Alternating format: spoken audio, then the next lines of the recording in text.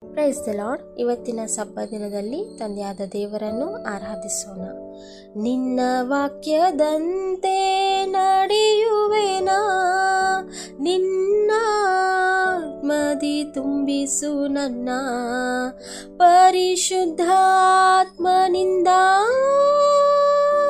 ಸಾರುವೆ ಸುವಾರ್ತೆಯನ್ನು, ಅಭಿಷೇಕಿಸು ನಿನ್ನ ನಂಬುವವರನ್ನು, ಸ್ತುತಿ ಮಾಡುವೆ ಕರ್ತನಿಗೆ, ಅದ್ಭುತ ರಕ್ಷಕಗೆ.